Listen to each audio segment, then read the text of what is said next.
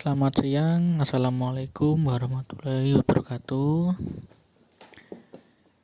Sebelum kita memulai pada materi siang hari ini, silakan kalian berdoa terlebih dahulu agar kita semua selalu diberikan kesehatan, kelancaran, dan selalu dimudahkan segala urusan kita.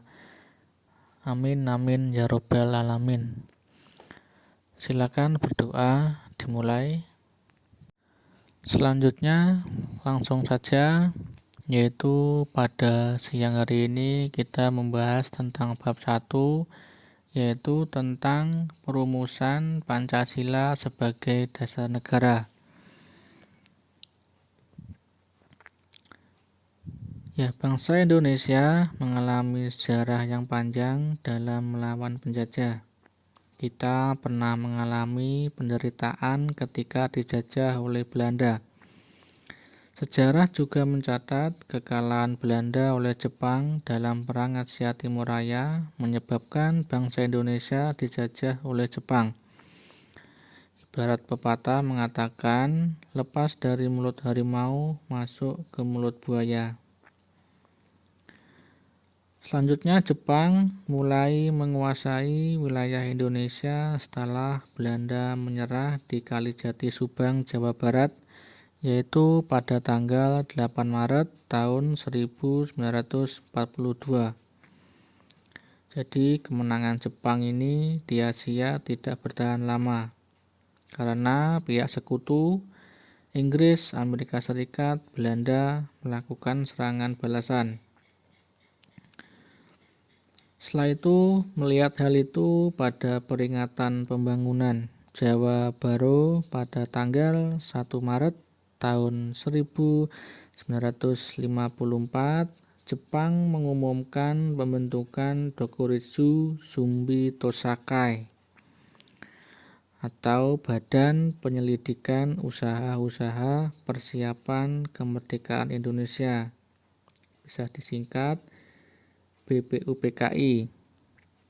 Jadi BPUPKI ini tugasnya untuk menyelidiki usaha-usaha persiapan kemerdekaan Indonesia.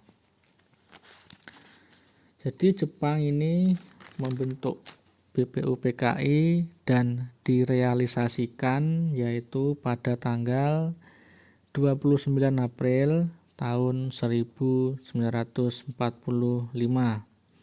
Jadi bersamaan dengan hari ulang tahun Kaisar Hirohito.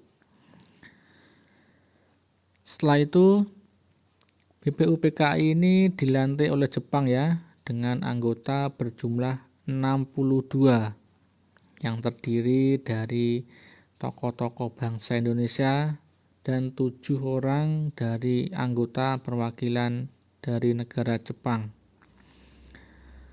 Untuk ketua dari BPUPKI ini ialah Dr. KRT Rajiman Widodiningrat dengan 2 wakil ketua yaitu Ichibangise Yoshio dari Jepang dan RP Suroso.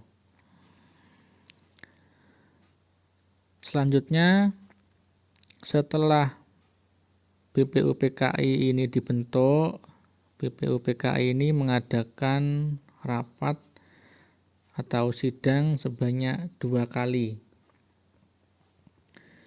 Jadi untuk sidang pertama dari BPUPKI ini yaitu pada tanggal 29 Mei sampai 1 Juni tahun 1945.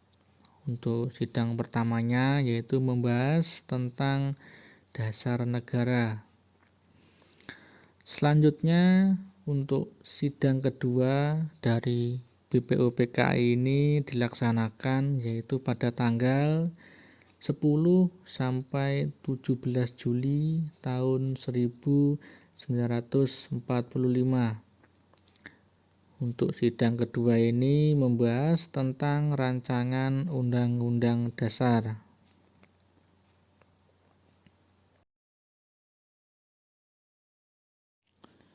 Selanjutnya, Ketua dari BPUPKI yaitu Dr. KRT Rajiman Widodiningrat ini pada pidato awal sidang pertama menyatakan bahwa untuk mendirikan bangsa Indonesia merdeka ini diperlukan suatu dasar negara. Usulan mengenai dasar negara atau dasar Indonesia merdeka dalam sidang pertama BPUPKI secara berurutan dikemukakan oleh Muhammad Yamin, Supomo, dan Insinyur Soekarno. Jadi pada saat itu, pada sidang BPUPKI yang pertama ini tokoh pendiri bangsa mengusulkan dasar-dasar negara bangsa Indonesia. Untuk Muhammad Yamin ini mengusulkan secara lisan ada 5 dasar negara Indonesia.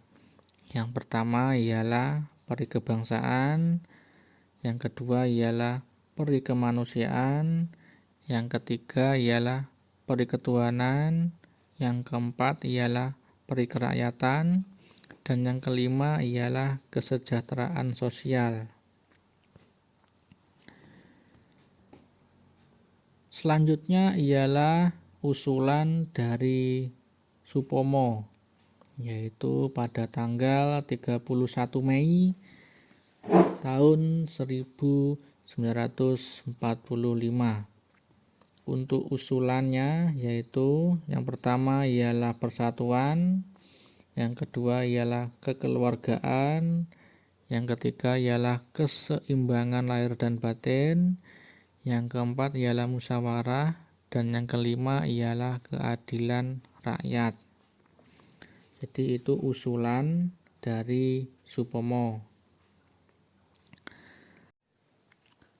Selanjutnya pada tanggal 1 Juni tahun 1945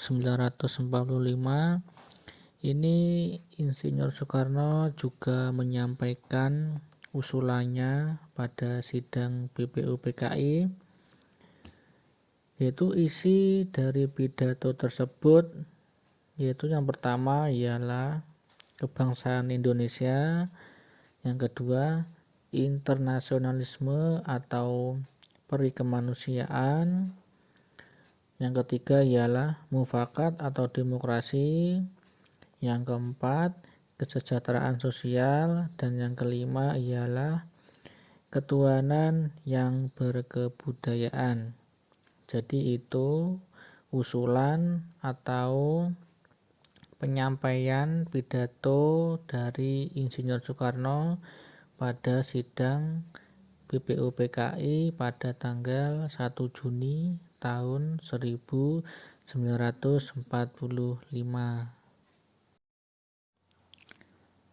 Selain mengusulkan dasar negara, tadi Insinyur Soekarno juga menyampaikan bahwa kelima dasar negara tersebut bukan dinamakan Pancadharma. Rumusan dasar negara tersebut dinamakan Pancasila. Sila artinya asas atau dasar, dan di atas kelima dasar itulah mendirikan negara Indonesia yang kekal dan abadi. Jadi setelah itu pada tanggal 14 Juni tahun 1945 Mukadimah disepakati oleh BPUPKI ya dalam alinea keempat Naskah Piagam Jakarta. Jadi isi dari Naskah Piagam Jakarta hasil dari musyawarah BPUPKI yaitu yang pertama ialah ketuhanan dengan kewajiban menjalankan syariat Islam bagi pemeluk-pemeluknya. Yang kedua ialah kemanusiaan yang adil dan beradab. Yang ketiga ialah persatuan Indonesia. Yang keempat ialah kerakyatan yang dipimpin oleh hikmat kebijaksanaan dalam permusyawaratan perwakilan. Dan yang kelima ialah keadilan sosial bagi seluruh rakyat Indonesia. Jadi itu isi dari naskah Piagam Jakarta ya, yang disepakati oleh anggota BPUPKI, yaitu pada tanggal 14 Juni tahun 1945. Selanjutnya, setelah tugas dari BPUPKI ini selesai, ini BPUPKI dibubarkan. Jadi setelah BPUPKI ini dibubarkan, maka digantilah menjadi PPKI, yaitu Panitia Persiapan Kemerdekaan Indonesia. Pada saat itu bangsa Indonesia semakin dekat dengan hari kemerdekaan, maka dibentuklah PPKI atau Panitia Persiapan Kemerdekaan Indonesia. Untuk ketua dari PPKI ini yaitu Insinyur Soekarno dengan wakil ketua Muhammad Hatta dan Ahmad Subarjo sebagai penasehat. Untuk PPKI ini melaksanakan sidang pertamanya yaitu pada tanggal 18 Agustus tahun 1945, sehari setelah proklamasi kemerdekaan Indonesia.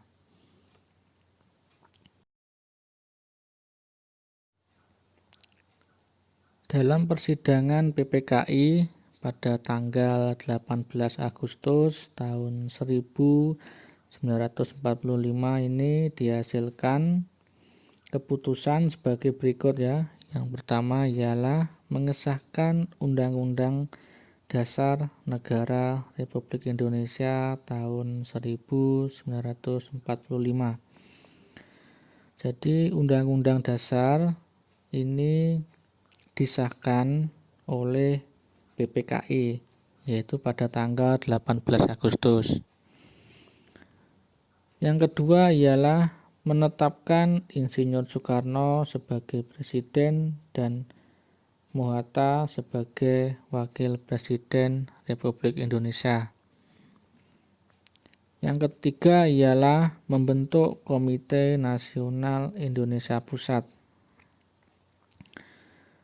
Suasana permufakatan dan kekeluargaan serta kesederhanaan juga muncul saat pengangkatan presiden dan wakil presiden.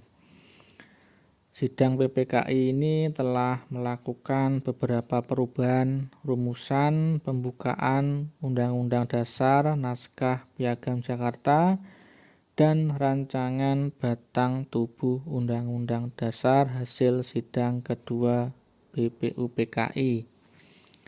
Jadi pada intinya pada sidang PPKI ini merevisi usulan-usulan yang diusulkan dari tokoh pendiri bangsa waktu sidang BPUPKI yang pertama dan yang kedua.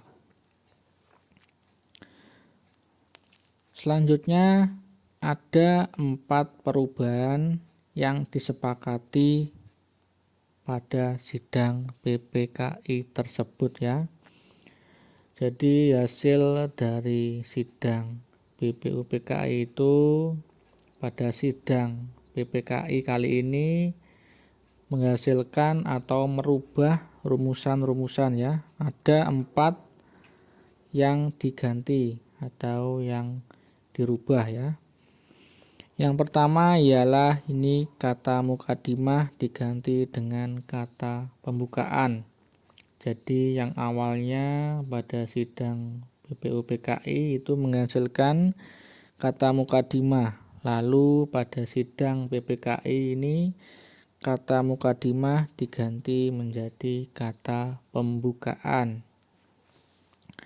Yang kedua ialah sila pertama dari naskah Piagam Jakarta ya ini, yang bunyinya pada awalnya yaitu ketuhanan dengan kewajiban menjalankan syariat Islam bagi pemeluk-pemeluknya. Ini diganti menjadi ketuhanan yang Maha Esa. Jadi yang pada awalnya hasil dari BPUPKI tadi menghasilkan bunyi ketuhanan dengan kewajiban menjalankan syariat Islam bagi pemeluk-pemeluknya, ini diganti menjadi ketuhanan yang Maha Esa. Yang ketiga ialah perubahan pasal 6 UUD yang berbunyi Presiden ialah orang Indonesia asli yang beragama Islam. Diganti menjadi Presiden ialah orang Indonesia asli. Jadi yang pada awalnya pada sidang BPUPKI ini menghasilkan rumusan atau usulan. Jadi Indonesia atau Presiden Indonesia ini hanya boleh dipimpin oleh orang yang beragama Islam. Lalu pada sidang BPKI kalimat tersebut diganti atau dirubah menjadi Presiden ialah orang Indonesia asli ya. Jadi apapun agamanya, apapun kepercayaannya itu bisa atau boleh menjadi Presiden Indonesia asalkan beliau orang Indonesia asli ya. Yang keempat ialah pasal 28 UUD tahun 1945 yang berbunyi ialah negara berdasar atas ketuhanan dengan kewajiban menjalankan syariat Islam bagi pemeluk-pemeluknya.